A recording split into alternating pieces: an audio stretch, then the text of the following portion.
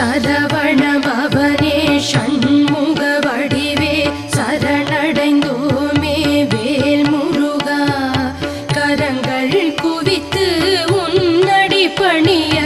காத்திடுவாயே வேல் முருகா நிரந்தரமான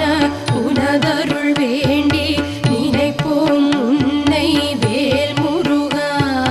பரமன் மகனே பன்னிரு கரனே பணிந்த